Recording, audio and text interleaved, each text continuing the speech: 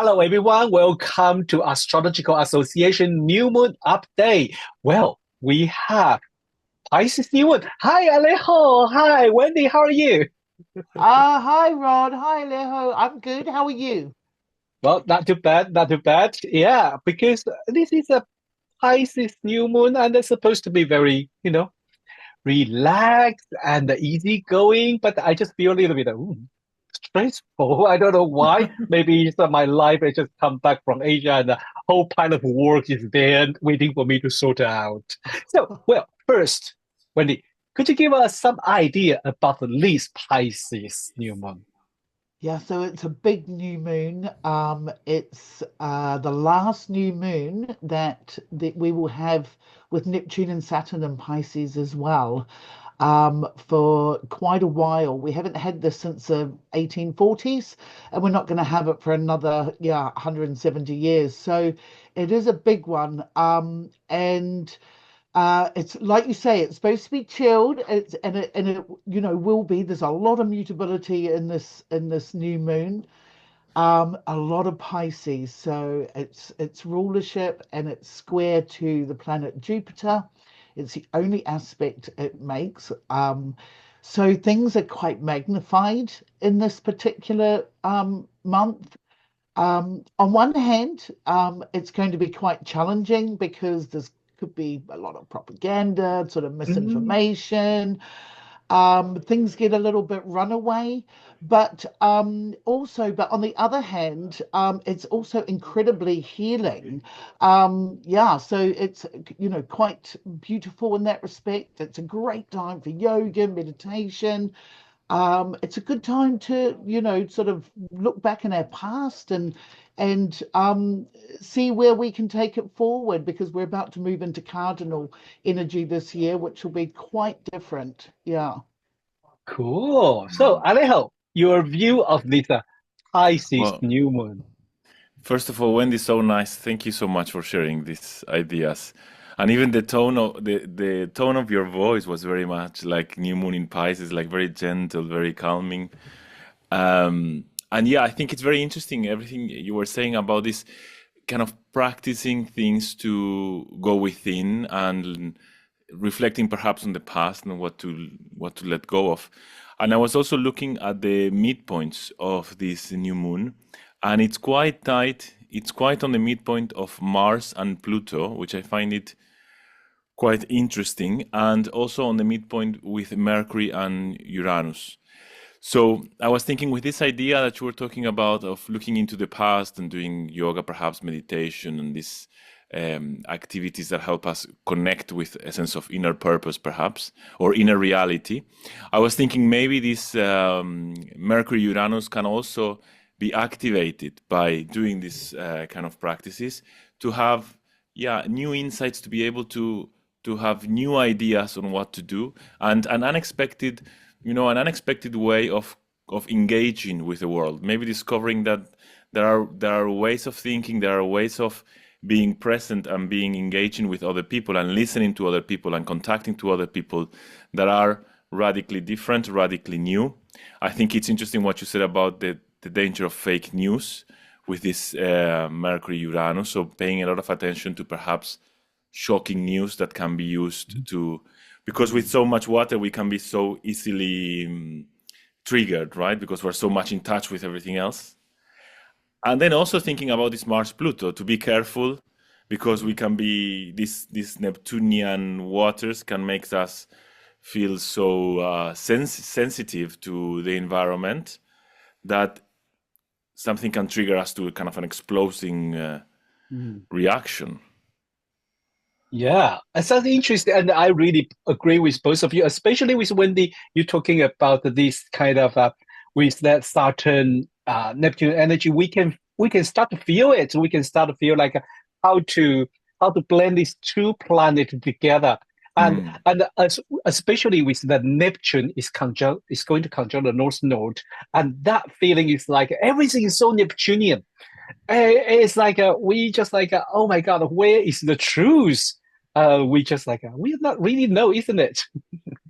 Yeah, and it's interesting because the Pluto is unaspected in the in the actual new moon. So, but it's in the middle of making those oppositions with Mars. It's, had a few, it's now going forward, and it will have more as well towards the end of April as well when it finishes. But yeah, adding to that sort of explosive, Mm, it's a bit of a shocking time. This new moon, I think, is going to be quite hard. mm, There sort of tends to feel like there's some suffering here before we Mm, get into the Aries. So there is suffering. However, we can see in the news there's peace on the table. There's peace. The word peace, I mean, whether that becomes real or not, with an unaspected Pluto, one would hope so. mm, But at least it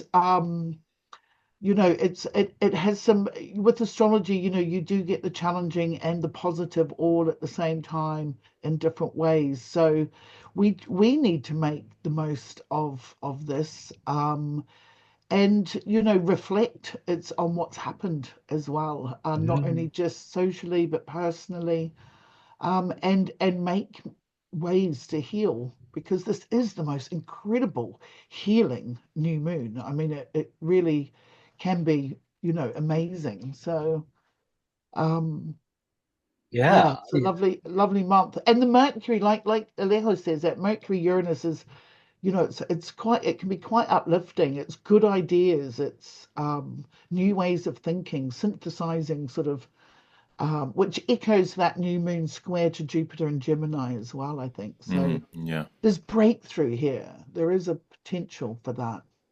yeah, yeah. Alejo, you want to add anything into this new moon? I like this idea of this new moon being the last new moon with both Saturn and Neptune in Pisces. Neptune rules Pisces. So um, to me, it gave me a sense of melancholy when Wendy Hmm. said that. Like, yeah, it's an opportunity that if we don't embrace it, it's going to be gone because who's going to, I don't know, maybe with technology we'll start living longer and longer.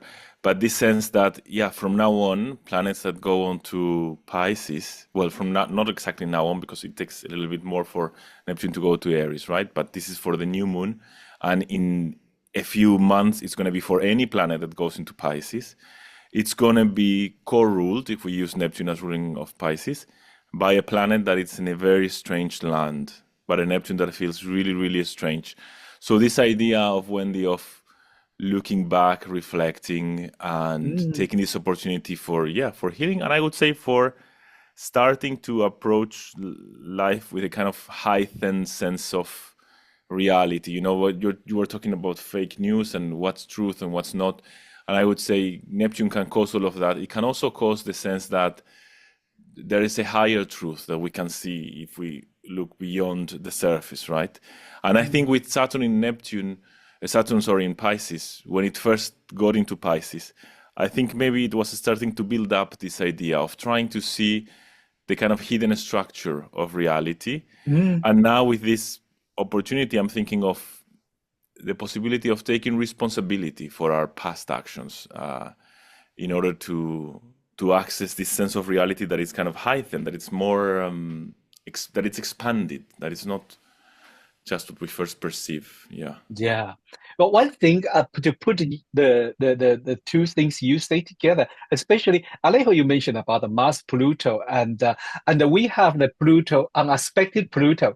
So that Pluto energy can go really wild and make us feel like, oh my God, it's so dangerous, so crazy, and we don't know what what could happen. Is like, for example, the election in German. In Germany, it's like a wow, the far right gain the 20% is like, oh my God, is that world going to become like that? And before we finish today's new moon topic today, I would like to share one thing I read from a book called Play Scare You. And that's in this kind of a reality, that kind of the harsh environment. They say don't let those harsh things harden your heart. And that echo the Pisces. We should soft our heart and be open. Even there's people say something you don't like. Even people say something scare us. But we should keep our mind and the heart open and even there's a soft bit. Use that soft bit to, to share with other people, to share with ourselves. That would be like it's not because, oh, people say something harsh, and we have to close our hearts. I don't want to do anything good for this world. I think only in this moment we should everyone to take some time to do something good, think something nice with the Pisces. So it's more soft and it's more kind of empathy and nice to each other. That's how I feel with this, you know, Um, um, yeah, can I add Alejo. something, or Yeah, please. because what you're saying, and also what Wendy was talking about, also acknowledging pain, like it can be a painful new moon. And I was thinking about this book by, I always forget his name, Byung-Chang Han. I don't remember the name of the author. Anyway, it's called The Spirit of Hope. Uh-huh. I have it here. It's Byung-Chul Han, Uh-huh. and I was reading it a few months ago, and he's talking about um, this idea of hope being a kind of state you go into, not so much denying reality, but this sense of, okay, yeah, I know everything is a mess, but I go into this kind of inner state in which I try to build a better future. And he talks about this idea of the importance of being in touch with pain and with Mm. the darker aspect of the world. So this idea that being hopeful is not denying all of the harder things that are happening, but actually connecting with them. And by connecting with them, trying to build something from this. And what you both were saying made me think of this. Yeah. Oh, That's thank you. really that's really interesting because the last time this lunation happened at the end of the Saturn Neptune in Pisces in the 1840s, in the late 18 sorry, in the late 1840s was the dark romantic period and it was the gothic period. So that is, and when you were talking, Alejo, about embracing that darkness, and it doesn't Yeah. have to be uncomfortable. Mhm. That's the thing. We it can be a very comfortable thing embracing that. And again, Rod, like you said, finding the soft, opening the heart. I mean, it's really important to say with this much Pisces and an unaspected Pluto, there is real potential for paranoia. So Yes. instead of walking into that, it's better to like you both said, like embrace it, open the heart, and even though it may seem scary, it's actually going to be okay. It is going Yeah. to be okay. Yeah. And Wow. so that It, hope, and that 1840s was just, it was a period of sorrow, and this is sorrow mhm. too. The whole Mm. world is the sorrow with this what is everything is going on. And it's been a long time. I think we've said before that people have said it's been a good year, but it's getting to the point where people are saying that it's not been a good day. It's very rare that people, and Mm. this is us winding down to wind back up again, I think, Yeah. as Yeah. things move into Aries. And but yeah, it doesn't have to be uncomfortable. True. Yes. Well, it's such a interesting new moon, and there's more to come. And we are coming from coming next couple of weeks. We will have like all the like Venus and Mercury going to stationary and retrograde. Everything is going to change the direction and change how we see the things. Well, but our astrological association, we continue working with the very interesting program, especially, I mean, I will say that, and Alejo say the future program, the astrological duet. Alejo's great work. I think this coming week will be me and Lian. I hope you know that it's you. Yes, I will be there. I will make sure I will be there. I will be the host and present some idea about some interesting view about if different astrologer we all use different tool and then sometimes the different astrologer met each other and say, oh, do you use Chiron? Or some people will say, oh, do you use like a Lian use Juno? I say, oh no, I don't use that one. So how could we find, the same language from the different skill, and how this kind of different technique can enrich our view of astrology. So that's coming on the 27th of February, 7 p.m., right? 7 p.m. GMT, and we will have our astrological duet. But I believe Alejo is working on the future duet, right? Yes, but it's not confirmed yet which ones we're going to have. But hopefully, in April, we're going to have another one, in May, another one, and June and July. Then August, we have the conference. So Yeah. in August, we don't have. But I need to confirm still who is coming to each Okay. one. But stay tuned because soon we will have the information. Yeah. Definitely, definitely. Well, so thanks everyone for joining us today to talk. Sorry, Rod, if I can Yeah, add, we do yeah. have the video contest. So Oh, if you are please. into doing videos or editing videos or doing video podcasts, you are invited to participate in this contest that we're organizing. It's for anyone who's a student in a school that belongs to the AP. I always pronounce it wrong. Can you pronounce it, Wendy? Because I mixed it. APAE, the Advisory APA. Panel of Astrological Education, or I a mixed member of their organization, so the lodge, the AA, yeah. Exactly. Anyone who's member can participate, and it's a video basically on the idea of the changing skies. So the idea that we are facing all of these changes in the sky. So we invite anyone to prepare, like, how do you see this, and to prepare something creative from a video. And the reason this came up is because when I first got in touch with the AA was because they did a writing contest. Mhm. Yeah. And the article that I wrote was chosen, and that's You basically won. how Yeah. my Alejo professional. won. Oh, that's how we met you. That's how we all met. Yes. So I think it's a nice thing to give this opportunity also to other upcoming astrologers, other voices, and because now we're in this video age, maybe it's interesting to have a video. That is so Pisces New Moon too. Yeah, great for a Pisces new moon.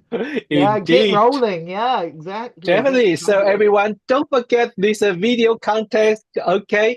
And so thanks everyone for joining us today. We just talk about Pisces New Moon, and see you next month. Bye bye.